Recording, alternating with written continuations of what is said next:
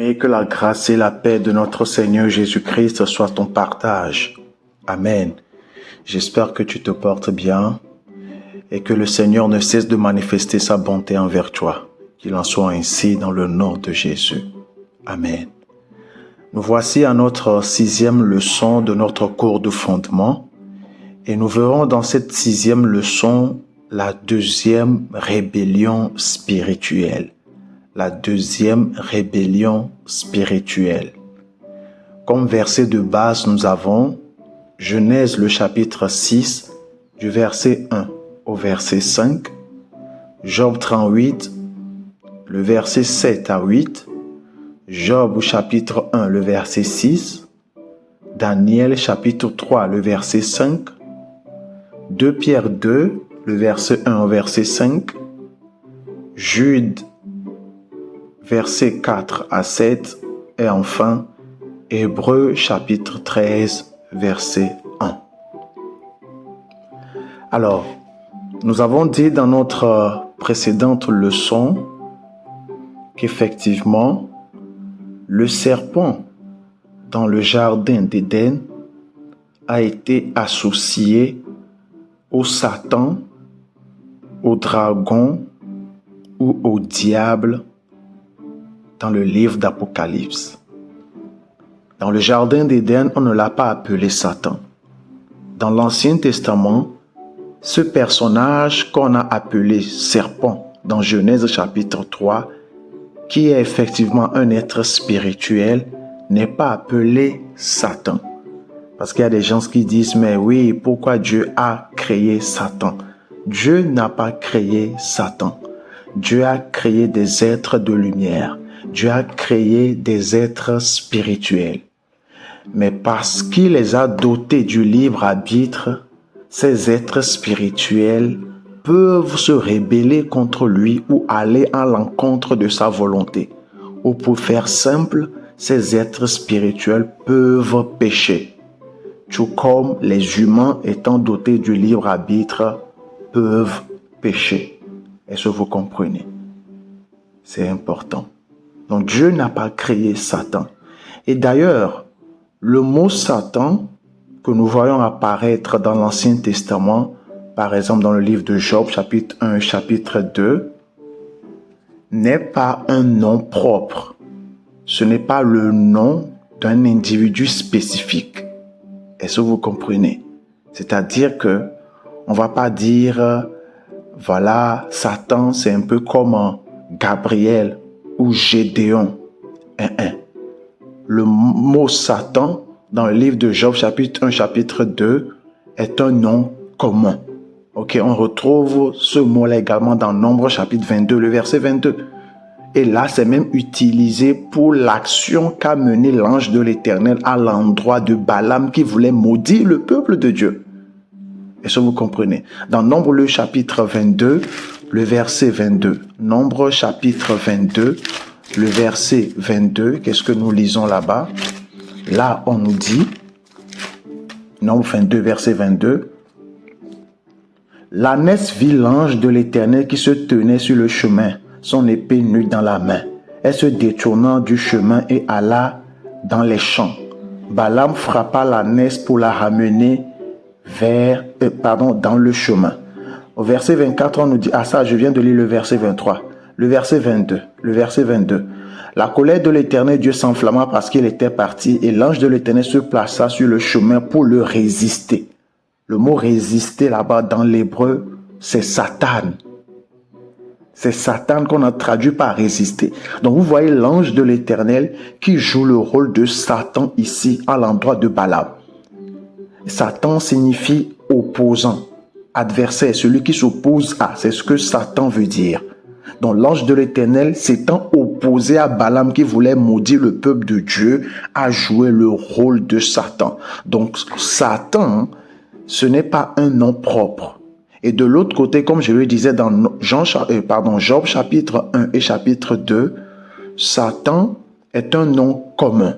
Et dans l'hébreu, ce que nous retrouvons, c'est Ha-Satan, c'est-à-dire le Satan. Si on devait traduire littéralement, dans la Bible française, on aurait dû écrire le Satan. dans Job chapitre 1 et puis Job au chapitre 2. Également dans Nombre chapitre 22, verset 22, là on trouve Satan sans l'article, parce que de l'autre côté, l'article est mis devant, pour simplement signifier, et quand je dis de l'autre côté, c'est Job chapitre 1, chapitre 2. Là-bas, c'est le Satan. Ok. Donc, par exemple, dans le français, on ne dit pas le Gabriel, le Akovi, le Akosiwa. Ok. Voilà. Donc, or, dans l'hébreu, c'est Ha-Satan, le Satan. Donc, c'est juste pour nous faire comprendre en fait qu'il y a un être spirituel qui s'est opposé à Dieu, qui dans son action est allé à l'encontre de la volonté de Dieu. Donc, cet être spirituel, quand il va à l'encontre de la volonté de Dieu, on l'appelle le Satan. Ok, c'est-à-dire l'adversaire ou l'opposant. À la base, il ne l'était pas. Pendant longtemps, il ne l'était pas. Mais c'est quand il commence par s'opposer au plan de Dieu ou faire quelque chose de contraire à la volonté de Dieu, c'est là on l'a appelé le Satan ou on l'appelle le Satan.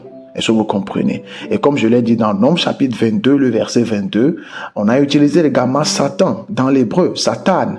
Mais vous voyez là que on est en train de nous décrire l'action de l'ange de l'Éternel vis-à-vis de Balaam. Ce qui n'est pas mauvais en soi, n'est-ce pas? Donc Satan là-bas a une connotation positive. Il s'oppose. L'ange joue le rôle de Satan contre Balaam parce que Balaam voulait maudire le peuple. Est-ce que vous voyez un peu?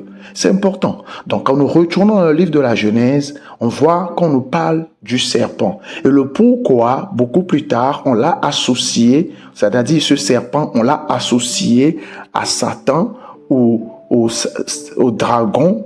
Ok, dans le livre de l'Apocalypse, chapitre 12, verset 9 à 10, c'est parce que ce serpent-là est allé à l'encontre de la volonté de Dieu. Cet être spirituel a péché contre Dieu. Donc, on l'a appelé Satan. Donc, Dieu n'a pas créé Satan. Dieu a créé des êtres spirituels dotés du libre arbitre. Et quand ces êtres spirituels vont à l'encontre de Dieu, on les appelle des Satans. Est-ce que vous voyez un peu? Et vous comprendrez également pourquoi Jésus a dit à Pierre, « Arrière de moi, Satan ». Pourquoi? Car tes pensées ne sont pas les pensées de Dieu. Parce que dans Matthieu 16, Jésus était en train de leur révéler qu'il allait bientôt mourir. Ok? Ça, c'est le plan, ça, c'est le dessein. Mais Pierre lui dit, « Non, maître, tu ne mourras pas. Moi, je ne peux pas être ici et tu vas parler de la mort. Tu ne mourras pas. » C'est plutôt dans... comme je l'ai dit, Matthieu chapitre 16, je vous lis ça rapidement. Matthieu chapitre 16, à partir du verset 18. Ok? Et surtout au verset 22, on nous dit, Pierre l'ayant pris à part se mit à le reprendre et dit, à Dieu ne plaise, Seigneur, cela ne t'arrivera pas. Mais Jésus se retournant dit à Pierre, arrière de moi, Satan.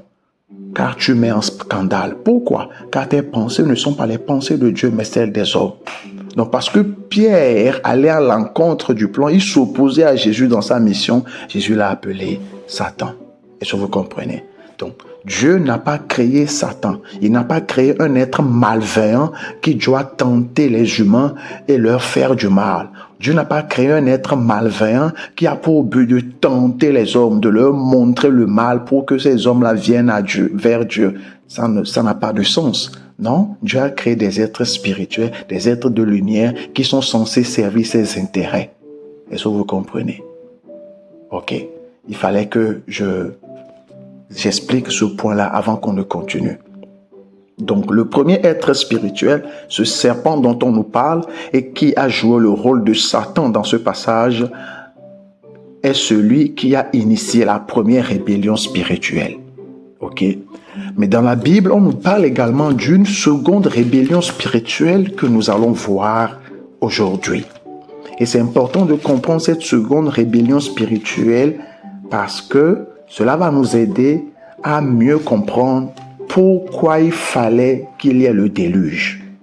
On en parlera prochainement.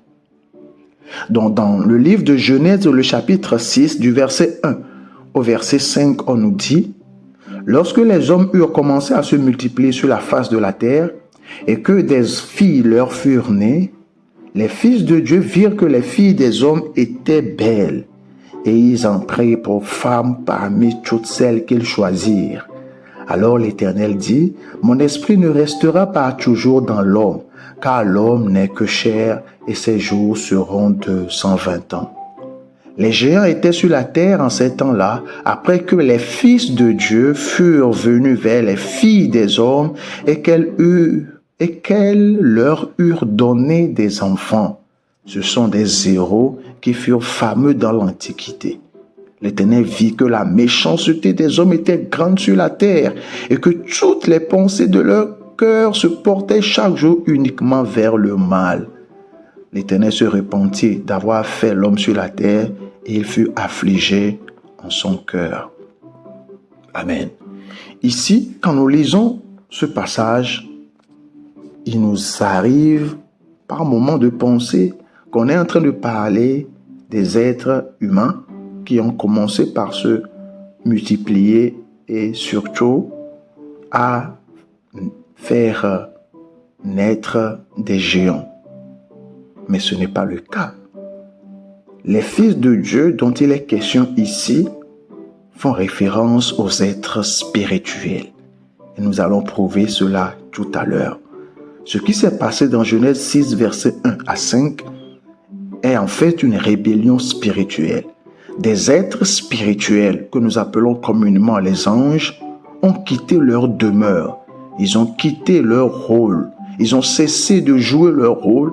Ils sont venus dans la dimension matérielle et ils ont eu des relations sexuelles avec les filles des hommes. Et c'est cette interaction sexuelle qui a amené à l'existence les géants qui ont toujours été un problème pour les Israélites. On va voir ça bientôt. Parce que ces géants dont on parle, on les voit un peu partout dans les Écritures. Quelqu'un comme Goliath fait partie de ces géants. On les a appelés les Anakim. Bon, je vais bientôt venir à ça. Mais pour le moment, ici, on est en train de nous parler des fils de Dieu qui sont venus vers les filles des hommes et qui ont couché avec elles. Qu'est-ce qui nous prouve cela? Ici, on voit l'expression fils de Dieu, n'est-ce pas? Fils de Dieu. À qui est-ce qu'on fait référence? Les premiers qui ont été appelés fils de Dieu sont les êtres spirituels que nous appelons communément les anges. Quand nous allons dans le livre de Job, le chapitre 38, du verset 4 au verset 8, on nous dit: « Où étais-tu quand je fondais la terre? Dis-le si tu as de l'intelligence. » Là, c'est l'Éternel qui parlait à Job. « Qui en a fixé les dimensions, le sais-tu? Ou qui a étendu sur elle le cordeau? Sur quoi ses bases sont-elles appuyées? Ou qui en a posé la pierre angulaire? Alors que les étoiles du matin éclataient en chant dans les grèces et que tous les fils de Dieu poussaient des cris de joie? Qui a fermé la mer avec des portes quand elle s'élançant du sein maternel? » Ça, c'est le verset 8. Donc ici, on pose une question à Job. Et dans ces questions qu'on lui pose, on nous fait voir en fait que les étoiles du matin éclataient en chant dans les grèces, les fils de Dieu poussaient des cris de joie lorsque Dieu était en train de créer la terre. Or, vous savez que quand nous parcourons le livre de la Genèse au chapitre 1, chapitre 2, on voit que tout a été créé avant que l'homme ne soit créé. L'homme est la dernière création ou le dernier chef-d'œuvre de Dieu. Et pourtant, on nous dit que les fils de Dieu étaient là quand Dieu créa le monde. Donc, vous comprenez que déjà les fils de Dieu ici ne font pas référence aux êtres humains, parce qu'ils n'étaient même pas là quand Dieu créait. Les humains, Adam et Ève, ont été les dernières créations de Dieu. Est-ce que vous suivez? Donc, les étoiles du matin sont également appelées fils de Dieu. Et on a montré dans la deuxième leçon, quand on parlait de la famille spirituelle de Dieu, que les étoiles du matin sont en fait les êtres spirituels que nous appelons communément les anges. Ok? Quand nous allons dans le livre de Psaume, le chapitre 148, Psaume 148, on nous dit: Louez l'Éternel du haut des cieux. Louez-le dans les lieux élevés. Louez-le vous tous ses anges. Louez-le vous toutes ses armées. Louez-le soleil et lune. Louez-le vous toutes étoiles lumineuses. Donc on a déjà montré que les anges sont également appelés l'armée des cieux. Ils sont également appelés le soleil, la lune, les étoiles. Et on est en train de voir qu'on les a également appelés fils de Dieu. Fils de Dieu. Quand nous allons dans le livre de Job, toujours dans le livre de Job au chapitre 1 de Job, le verset 6 nous dit: Or les fils de Dieu vinrent un jour se présenter devant l'Éternel, et le Satan vint aussi au milieu d'eux. La manière dont cette phrase est construite dans l'hébreu nous fait comprendre en fait que le Satan faisait partie des fils de Dieu.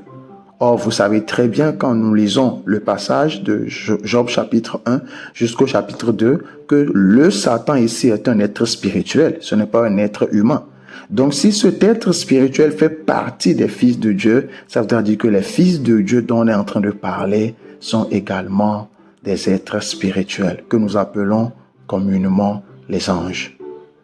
Est-ce que c'est clair? Donc, les premiers qui ont été appelés fils de Dieu, ce sont les êtres spirituels. Quand nous allons également dans le livre de Daniel, on va lire quelque chose dans le livre de Daniel, chapitre 3, le verset 5. Là, à partir du verset 5, on nous dit: Au moment où vous entendrez le son de la trompette, du chalumeau, de la guitare, de la sambuc, du pastérion, de la cornemuse et de toutes sortes d'instruments de musique, vous vous prosternerez et vous adorerez la statue d'or qu'a élevée le roi Nebuchadnezzar. Donc là, on est en train de parler de Daniel et ses amis, n'est-ce pas? Donc au verset 25, quand nous lisons du chapitre 3, du verset 5 au verset 25, le verset 25 nous dit: Il reprit et dit: Eh bien, je vois 4 hommes sans lien qui marchent au milieu du feu et qui n'ont point de mal. Et la figure du quatrième ressemble à celle d'un fils des dieux. Or, nous savons que c'est l'ange de l'Éternel qui est apparu, n'est-ce pas, dans la fournaise ardente pour préserver les 3 amis de Daniel. Et quand le roi l'a vu, quand il a vu l'ange de l'Éternel, il l'a appelé un fils des dieux, parce qu'ils étaient polythéistes, donc c'est pourquoi on a mis fils des dieux et pas fils de Dieu. Donc le roi a su que cet individu, alors ce personnage-là, n'était pas un être humain ordinaire comme les autres.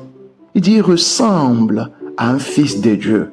Et en Mésopotamie, les fils de Dieu ne faisaient pas référence systématiquement aux hommes. Mais dans ce contexte-ci, le fils des dieux est un être spirituel. Est-ce que vous comprenez? On est en train de parler d'une rébellion spirituelle dans Genèse le chapitre 6. Il est vrai que dans la suite de l'histoire que nous raconte la Bible, dans Exode 4, versets 21 à 22, toute la nation d'Israël composée d'êtres humains ont été appelés fils de Dieu. Ok? Et beaucoup plus tard également, Salomon a été appelé fils de Dieu. Mais bien avant qu'on en arrive là, on est en train de voir que les tout premiers qui ont été appelés fils de Dieu sont en fait des êtres spirituels. Et quand on utilise l'expression fils de Dieu, on ne veut pas forcément parler de procréation. Ok? Parce que quand Dieu appelle toute la nation d'Israël son fils, est-ce à dire que c'est Dieu qui a eu une interaction sexuelle avec un être spirituel pour les engendrer? Bien sûr que non. Fils de Dieu, à leur époque, signifiait simplement celui qui agit au nom d'eux, qui sert les intérêts d'eux. Un fils de Dieu. Ok? On va beaucoup plus entrer dans les détails dans l'une des leçons à venir. Mais ici, on est en train de nous parler de la rébellion des êtres spirituels. Ok? Et pour encore corroborer ce que nous sommes en train de voir, on nous dit qu'au verset 4, les géants étaient sur la terre en ces temps-là, après que les fils de Dieu furent venus vers les filles des hommes et qu'elles leur eurent donné des enfants. Donc, quand on nous dit qu'ils sont venus vers les filles des hommes, on est en train de dire qu'ils ont eu une relation sexuelle avec elles.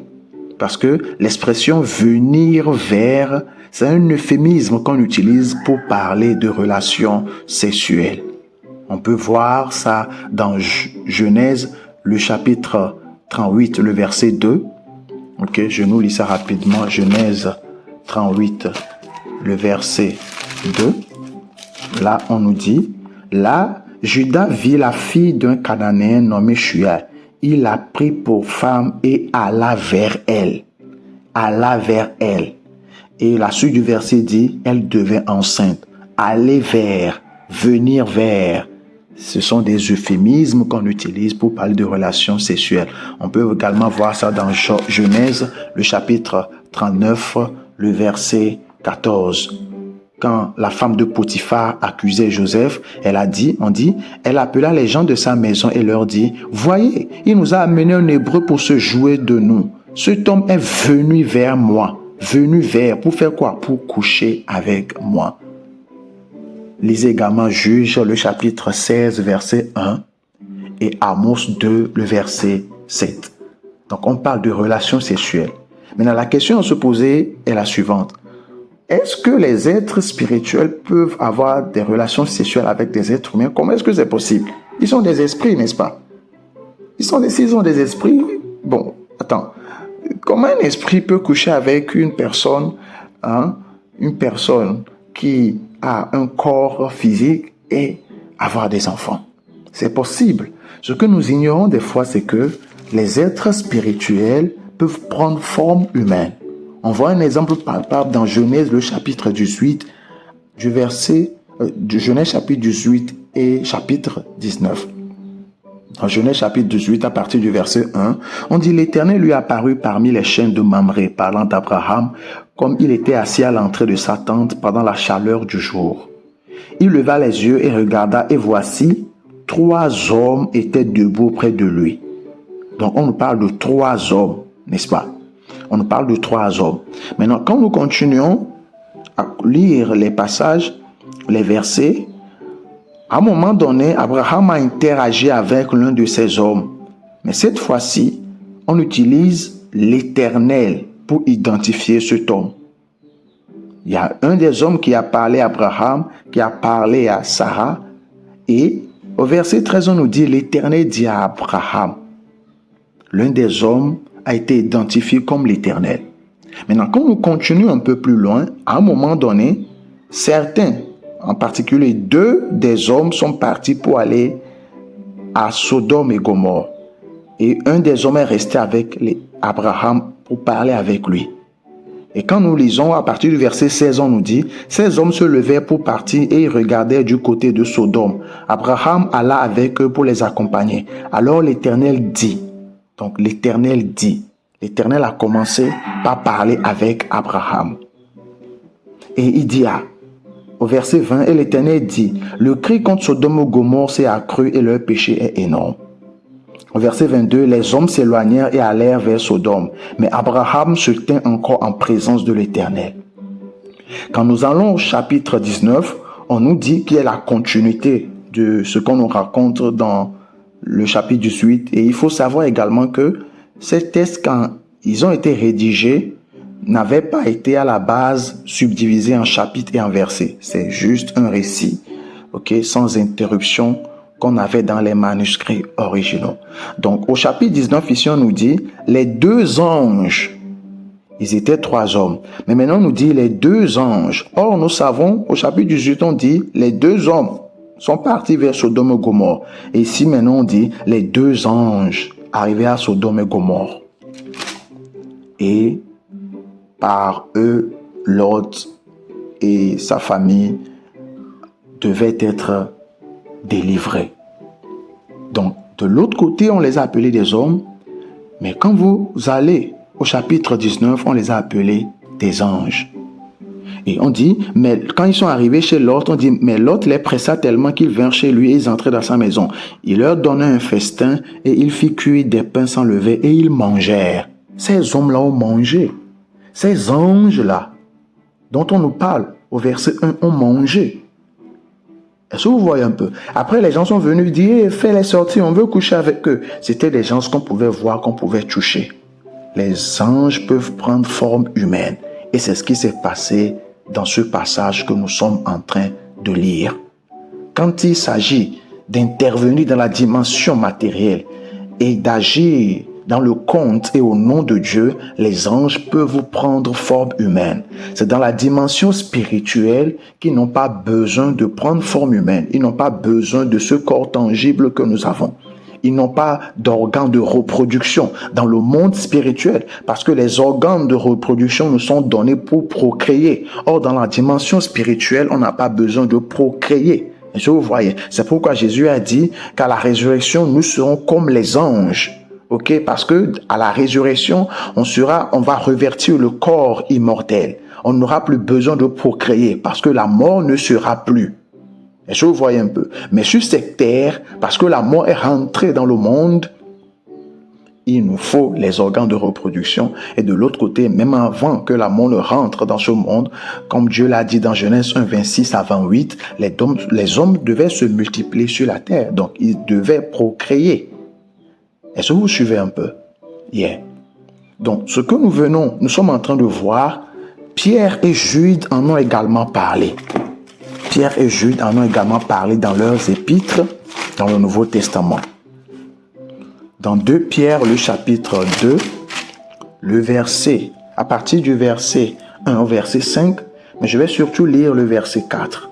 On nous dit, « Car si Dieu n'a pas épargné les anges qui ont péché, mais s'il les a précipités dans les abîmes de ténèbres et les réserve pour le jugement, s'il n'a pas épargné l'ancien monde, mais s'il a sauvé Noé, le 8e, ce prédicateur de la justice, lorsqu'il fit venir le déluge sur un monde d'impies, s'il a condamné à la destruction et réduit en cendres des villes de Sodome et Gomorrhe, les donnant comme exemple aux impies à venir, s'il a délivré l'autre. Donc, ce que nous voyons ici, c'est quoi? C'est que Pierre est en train de retracer une histoire de manière chronologique. Il parle des anges qui ont péché. C'est au pluriel. Il n'est pas en train de parler de l'être spirituel qui a péché dans le jardin, parce que ici, c'est le pluriel qui est utilisé. Les anges qui ont péché. Et ensuite, il nous parle du déluge. Ok? Et après, il nous parle de Sodome et Gomorrhe. Vous voyez que ça suit une suite logique, n'est-ce pas? On connaît l'histoire de Sodome et Gomorrhe, Genèse chapitre 18, 19, n'est-ce pas? L'histoire du déluge également, Genèse, à partir de Genèse chapitre 7 et 8. 6, 7, 8. Ok? Mais quand on parle des anges qui ont péché, où est-ce qu'on peut placer ça? À Genèse 6, du verset 1 verset 4. Jude également en a parlé. Jude en a parlé du verset 4 au verset 7. On nous dit, au verset 6, qu'il a réservé pour le jugement du grand jour, enchaînés éternellement par les ténèbres, les anges qui n'ont pas gardé leur dignité, mais qui ont abandonné leur propre demeure. Nous savons tous que ce qu'il est en train de dire ici, c'est ce que Pierre également disait de l'autre côté. Jusque lui, il ne l'a pas arrangé de manière chronologique. Maintenant, il nous dit qu'il les a réservés pour le jugement du grand jour. Les anges également, le pluriel, qui n'ont pas gardé leur dignité, mais qui ont abandonné leur propre demeure. Bien-aimés, on nous parle ici d'une rébellion spirituelle. Les anges n'ont pas gardé leur propre demeure. Leur rôle consistait à servir les intérêts de Dieu, à aider la famille spirituelle à accomplir sa volonté. Leur rôle n'est pas de venir souiller la race spirituelle en couchant avec les filles des hommes. Mais c'est ce qui s'est passé dans ce passage-là. Et leur punition est ce qu'on nous révèle ici. Dans Genèse 6, on ne voit pas leur punition. Mais dans ces passages de Pierre et puis de Jude, on voit leur punition. Les êtres spirituels qui se sont rébellés contre Dieu. Voilà la deuxième rébellion spirituelle. On va continuer dans la troisième leçon. J'espère que c'est suffisamment clair. Que le nom du Seigneur soit loué. Amen. Amen.